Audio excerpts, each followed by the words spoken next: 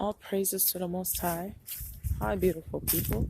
So, I have a very important message for you. This is part 2 of Obedience is Better Than Sacrifice. But now I'm going to go deep and give you an example of somebody who in the Bible who was very disobedient, and they were walking in their own way. We're going to talk about Samson, all right? That's, if you don't know where the book of Samson is, it's in the book of Judges, all right? Whenever you have time, you should read the book of Samson. I'm going to talk about Samson. So Samson, God already ordained Samson to be the judge of Israel. And he gave his parents commandment for him not to cut his hair and made him a Nazarite, all right? All right. Samson was very disobedient. And I'm going to tell you the spirits that were afflicting Samson.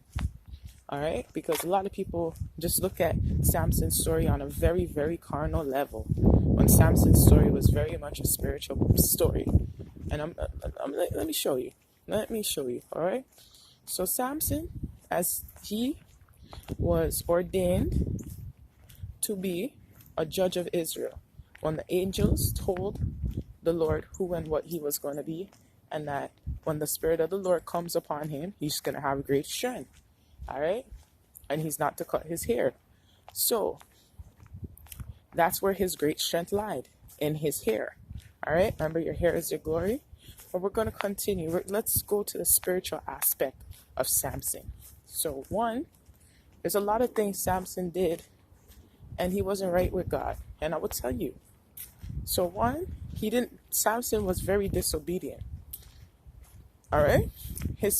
Samson, first off, he was sleeping with harlots. He was sleeping with prostitutes. That's one. Before he even got with Delilah, he was sleeping with prostitutes. He was sleeping with harlots.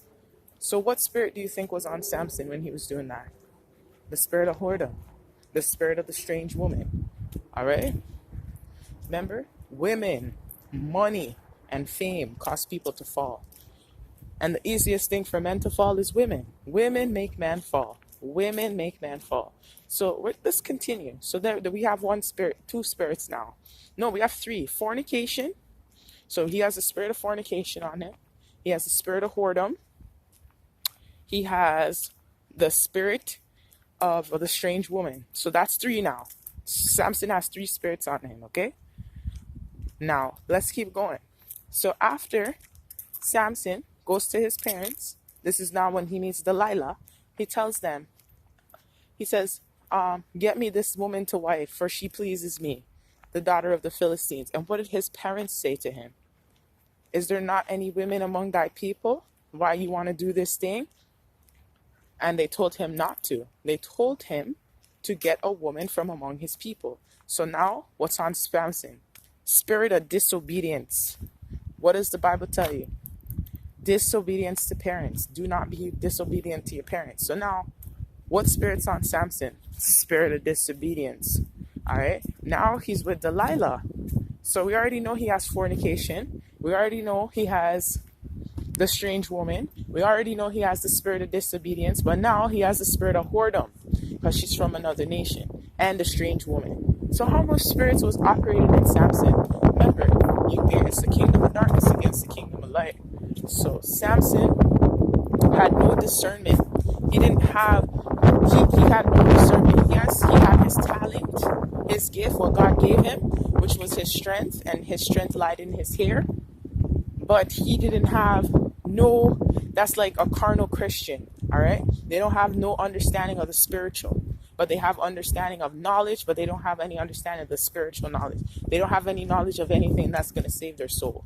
You understand? So now, I'm telling you this because people just look at Samson's story so light, when Samson's story is very deep. Samson was disobedient to God. All right? Samson was very disobedient to God. He never followed God's commandments because one, Samson took women of a strange nation what he wasn't supposed to do. Two, he was committing fornication. Three, he was sleeping with harlots. Four, He disobeyed his parents. So you understand? So he had a lot of spirits working in him. Now, how do you think Delilah got to trick him? But more importantly, how do you think the devil tried to destroy him? The devil used women to destroy Samson, to take away his talent. Okay? He used strange women to destroy Samson. That's why it says a whore is a deep ditch. All right?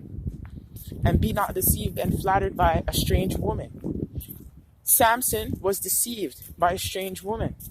Samson was committing fornication. He already was sleeping with harlots. He had so much spirits on him, he couldn't even tell that. Look how many times Delilah said to him, "The Philistines be upon thee, Samson."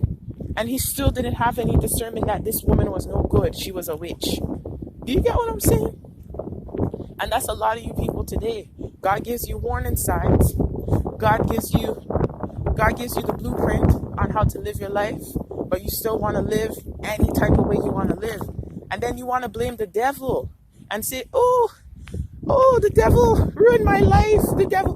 No, when you made bad choices in your life, bad decisions, and you reap what you sow. You reap what you sow.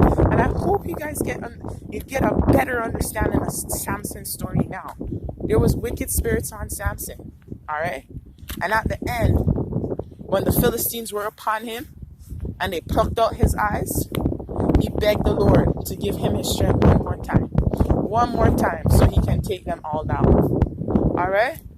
At the end, he figured out his mistakes, but he was disobedient to God. God blessed Samson with this super strength, and Samson was disobedient to God. He was disobedient to his parents. Samson was living in all kind of sin. But you guys think about, oh, Samson was this great, strong man. Samson was living in all type of sin, and all kinds of spirits were on Samson working in him. And he had no discernment. And a woman will bring you to a piece of bread, especially a wicked woman. So that story is supposed to teach you to take heed to your spirit. All right? That story is to show you how to obey God. Because when you don't obey God, bad things will happen in your life.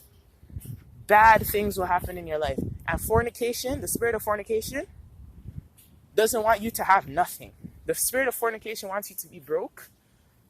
The spirit of fornication wants you to suffer.